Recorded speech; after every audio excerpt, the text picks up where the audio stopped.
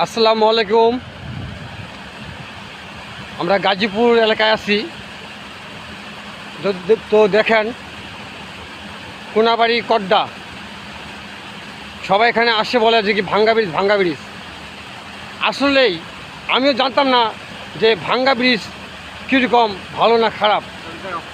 তো আমি এখানে আসছি, আজকে বাস্তবে দেখাচ্ছি আপনাকে। এই যে ভাঙ্গা ব্রিজ, নদীর ওপরে হচ্ছে রাস্তা, এরপরে হচ্ছে রাস্তা, মাঝখানে একটা ব্রিজ ছিল। আগে ব্রিজ ছিল লোহার। দেখেন কোনো কারেন্টে, কোনো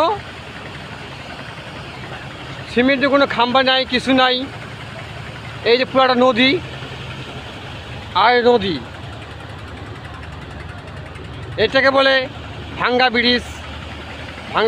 তো আমরা আসছিলাম এমনি ঘুরতেই, তো মনে পড়লো যে সবাই বলে ভাঙ্গা ব্রিজ। আসলে প্রকাশের লোকগুলো ঘুরতেছে ঈদের জন্য।